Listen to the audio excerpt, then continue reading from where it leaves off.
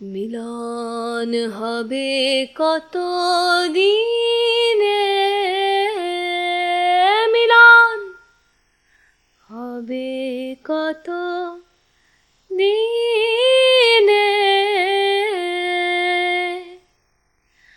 আমার মনের মানুষের সনে, আমার মনের মানুষের সনে।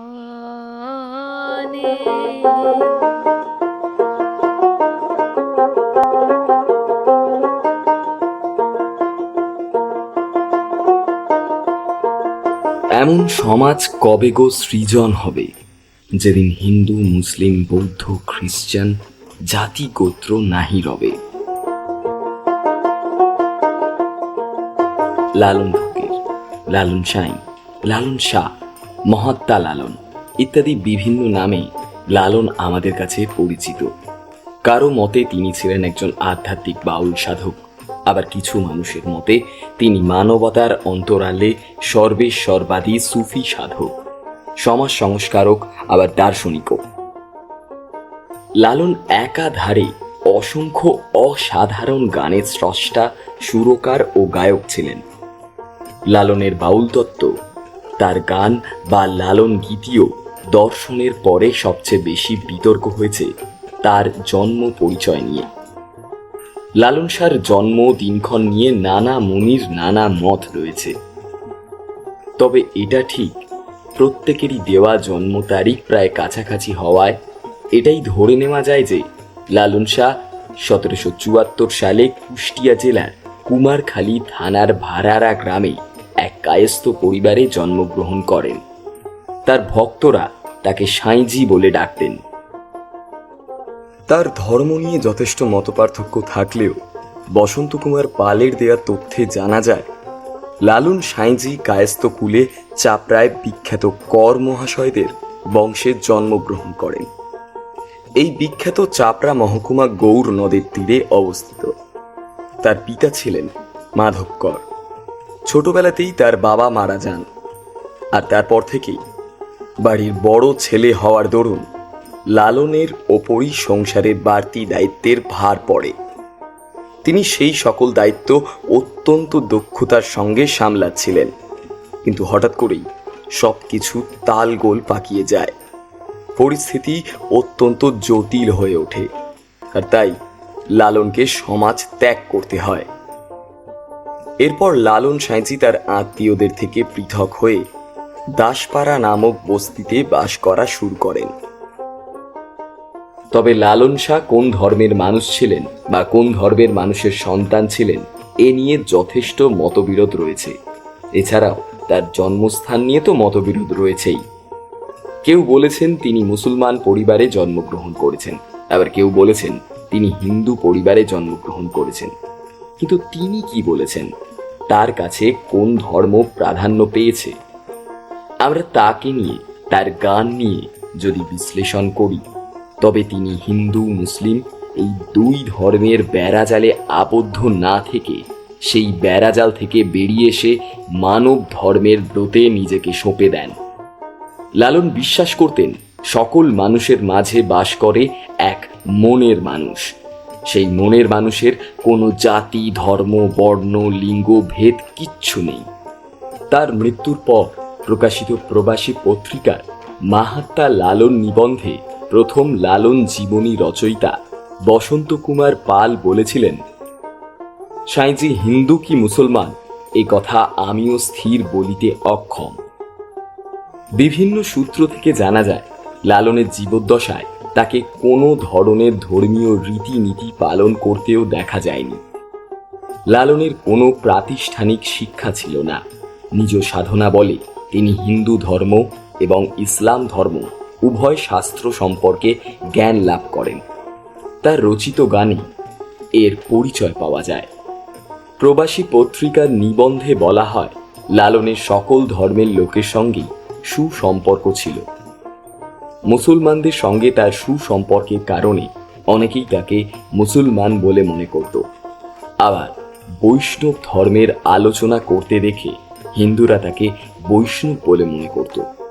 প্রকৃতপক্ষে লালন ছিলেন মানবতাবাদী। ওনার জীবনের অনেক তথ্যই আমাদের কাছে এখনো অধরা। সেই সকল অজানা তথ্য দিয়েই তৈরি আমাদের এই শো মনের মানুষ লালন ফকির। লালন সকল সাধারণের মধ্যে ছিলেন এক অসাধারণ ব্যক্তিত্ব। মানবতার জয়গান করা লালন ফকিরের জীবনের সকল বাঁকের গল্প আপনারা খুঁজে পাবেন। লালনের বেশ কিছু রচনাবলী ঘাঁটলে সেখান থেকেই ইঙ্গিত পাওয়া যায় যে তিনি ধর্ম, গোত্র, বর্ণ, সম্প্রদায় সম্পর্কে একেবারেই শ্রদ্ধাশীল ছিলেন না। তিনি মানুষে মানুষে ভেদাভেদের বিরোধী ছিলেন। ব্রিটিশ আমলে যখন হিন্দু ও মুসলিম সম্প্রদায়ের মধ্যে জাতিগত বিভেদ সংঘাত বাড়ছিল, তখন লালন এই সব কিছুর বিরুদ্ধে একজন প্রতিবাদী কণ্ঠস্বর হয়ে উঠেছিলেন। তার কাছে এই জাতি, ধর্ম, বর্ণ নির্বিশেষে মানুষই ছিল সর্বশ্রেষ্ঠ। তিনি ছিলেন মানবতাবাদী। লালনের শিষ্যদের মতে লালনকে কোনো ধর্ম দিয়ে বিচার করা উচিত নয়। যদি সেটা করা হয় তাহলে তাকে অপমান করা হবে। তিনি তার জীবদ্দশায় সব সময় মানুষকে এই ধর্ম, বর্ণ, জাতি, গোত্র এই সব কিছু থেকে বেশি প্রাধান্য দিতেন। উনি নিজেকে সর্বক্ষেত্রে সর্বসময় মানুষ হিসেবেই পরিচয় দিয়ে এসেছেন। লালন শাহ তার নিজের সৃষ্টির মাধ্যমে সমাজের জাতিভেদ, উঁচু নিচু ধর্মীয় গোঁড়ামি, মেরুকরণের রাজনীতি ইত্যাদি আরও অনেক বিষয়ের বিরুদ্ধে মানুষের মধ্যে চেতনার বিকাশ ঘটাতে চেয়েছিলেন। অন্যায়ের বিরুদ্ধে তিনি সর্বক্ষেত্রে রুখে দাঁড়িয়েছিলেন।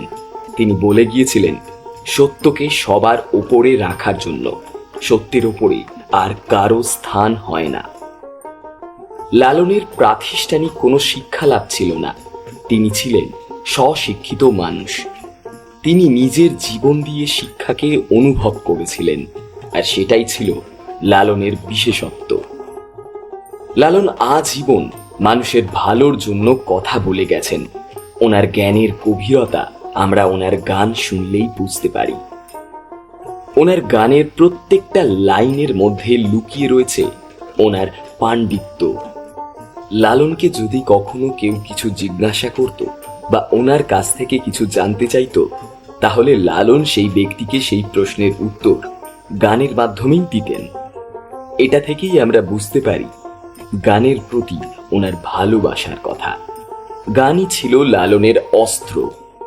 তিনি নিজের সকল অভিব্যক্তি গানের মাধ্যম দিয়েই ব্যক্ত করতেন। লালনের অন্তর থেকে প্রতিটা গানের সুর এবং সেই গানের লেখা তৈরি হতো।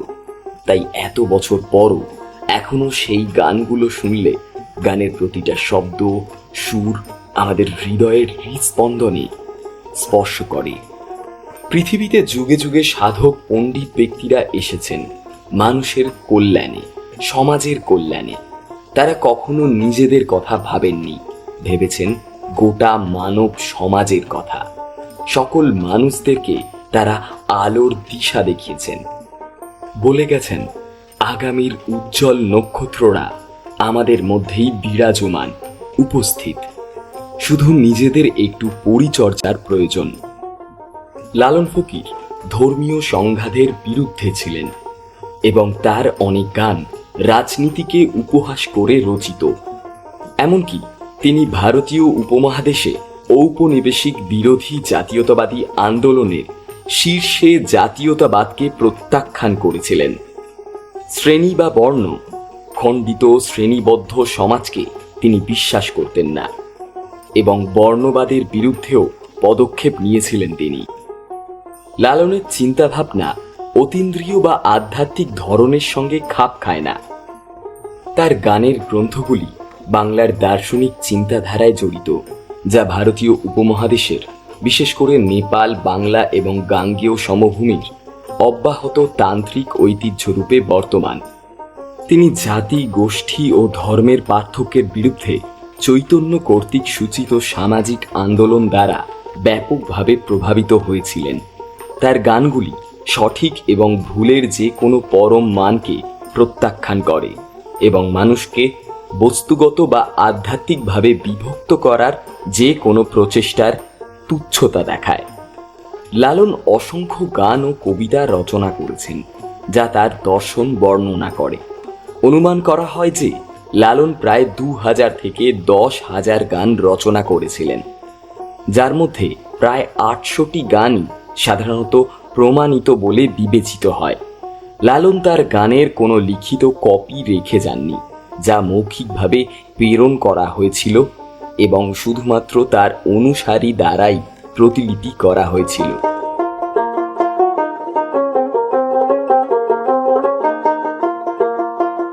লালনের সময়কালে যাবতীয় নিপীড়ন, মানুষের প্রতিবাদহীনতা, ধর্মীয় গোঁড়ামি, কুসংস্কার, লোভ, আত্মকেন্দ্রিকতা সেদিনের সমাজ ও সমাজ বিকাশের সামনে বাধা হয়ে দাঁড়িয়েছিল। সমাজের নানান কুসংস্কারকে তিনি তার গানের মাধ্যমে করেছেন প্রশ্নবিদ্ধ। তিনি উপমহাদেশীয় ভক্তি এবং সুফিবাদের সামাজিক রূপান্তরমূলক ভূমিকাকে মূর্ত করেছেন। তিনি জীবনকে বুঝতে এবং উপলব্ধি করতে সক্ষম হওয়ার জন্য, বৌদ্ধিক এবং মানসিক অবস্থার পরিবর্তন করার জন্য সঙ্গীতের শক্তিতে বিশ্বাস করতেন। আধ্যাত্মিক ভাবধারায় তিনি প্রায় 2000 গান রচনা করেছিলেন। তার সহজ সরল শব্দময় এই গানে মানব জীবনের রহস্য, মানবতা ও অসাম্প্রদায়িক দৃষ্টিভঙ্গি প্রকাশ পেয়েছে। লালনের বেশ কিছু রচনা থেকে ইঙ্গিত পাওয়া যায় যে তিনি ধর্ম, গোত্র, বর্ণ, সম্প্রদায় সম্পর্কে অতীব সংবেদনশীল ছিলেন। ব্রিটিশ আমলে যখন হিন্দু ও মুসলমান সম্প্রদায়ের মধ্যে জাতিগত বিভেদ সংঘাত বাড়ছিল, তখন লালন ছিলেন এর বিরুদ্ধে প্রতিবাদী কণ্ঠস্বর। তিনি মানুষে মানুষে কোনো ভেদাভেদে বিশ্বাস করতেন না। তিনি ছিলেন মানবতাবাদী। আর লালন দর্শনের মূল কথাই হচ্ছে মানুষ। আর এই দর্শন প্রচারের জন্য তিনি শিল্পকে বেছে নিয়েছিলেন। লালনকে অনেকেই পরিচয় করিয়ে দেবার চেষ্টা করেছেন সাম্প্রদায়িক পরিচয় দিয়ে। কেউ তাকে হিন্দু বলে পরিচয় করিয়েছেন, কেউ বলেছেন তিনি ছিলেন মুসলমান। কিন্তু লালন কি বলেছিলেন? লালনের প্রতিটা গানে তিনি নিজেকে ফকির হিসেবে উপস্থাপন করেছিলেন। তাই আমাদেরও উচিত ওনার ভাবনাকে সম্মান জানানো, ধর্ম, বর্ণ, জাতি, গোত্রের ঊর্ধ্বে লালনকে স্বীকার করা।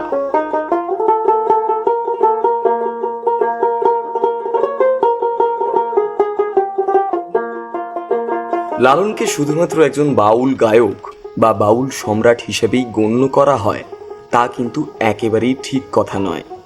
লালন হলো একটা দর্শন। লালন তার নিজের গান, লেখা ও সুরের মধ্যে দিয়ে তার নিজের দর্শনের ইঙ্গিত দিয়েছেন। লালনের প্রতিটা গানের মধ্যেই তার মাটির টান, তার সাধারণ জীবনযাপন ও সরলতা প্রকাশ পায়। লালনের মৃত্যুর এত বছর পরও আজ আমরা ওনার জীবন দর্শন নিয়ে কথা বলছি। ওনার সৃষ্টি আজও আমাদেরকে ভাবাচ্ছে, মুগ্ধ করছে।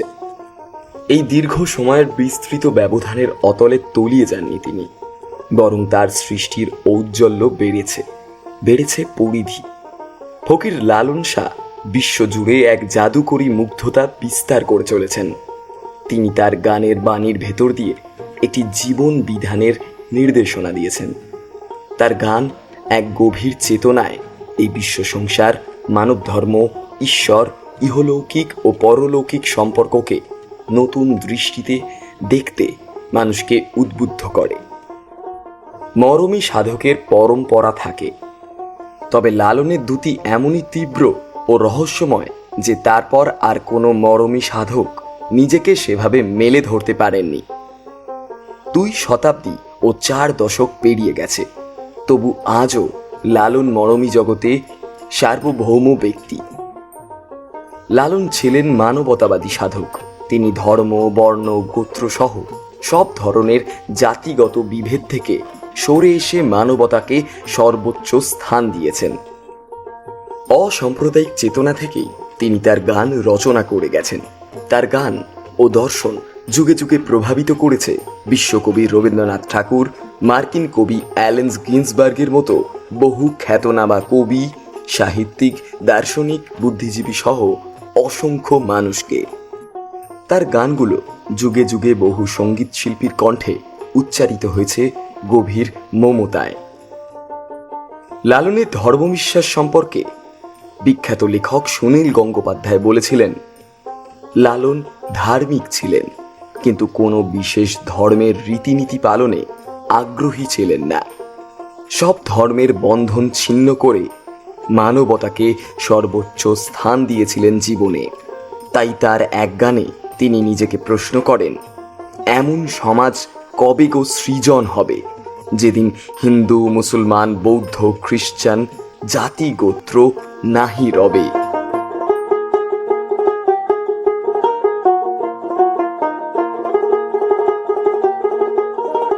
লালনের গানে মানুষ ও তার সমাজই মুখ্য। লালন বিশ্বাস করতেন সব মানুষের মধ্যে বাস করে এক মনের মানুষ, আর সেই মনের মানুষের সন্ধান পাওয়া যায় আত্মসাধনার মাধ্যমে।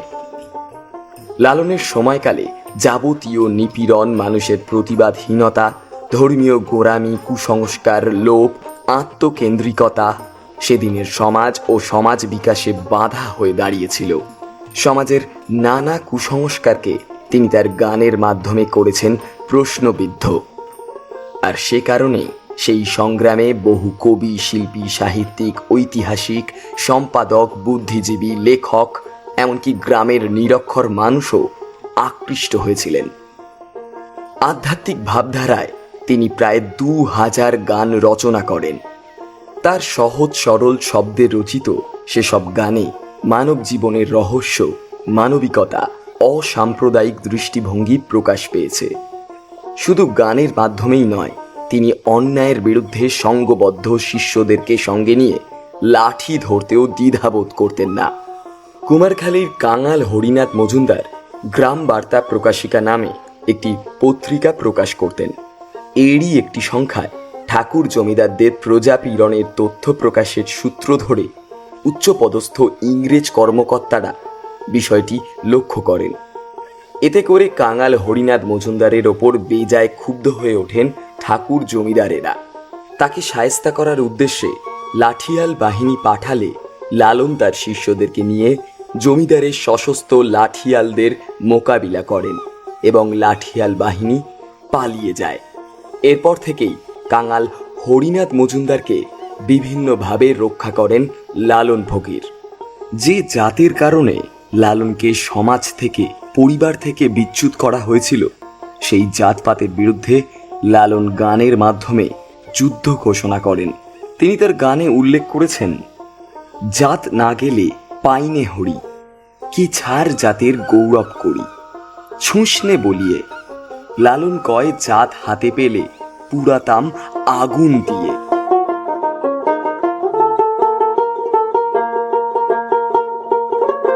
মধ্যযুগীয় কুসংস্কার আর ধর্মীয় গোঁড়ামির সেই অন্ধকারের সময় জাতকুলি প্রধান বিষয় ছিল।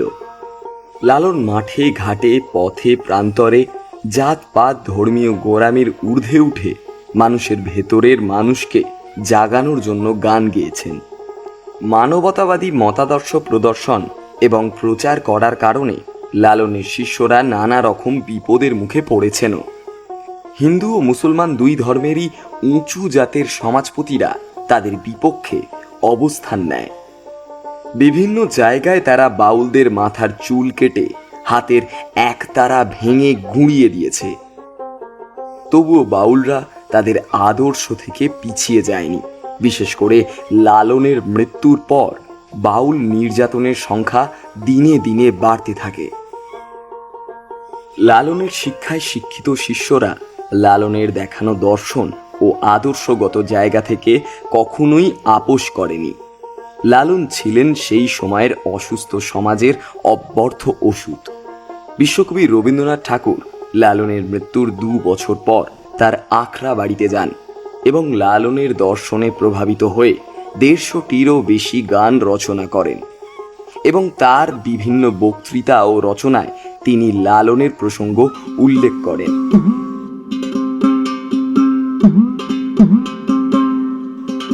লালনের মানবতাবাদী দর্শনে প্রভাবিত হয়েছিলেন সাম্যবাদী কবি কাজী নজরুল ইসলাম।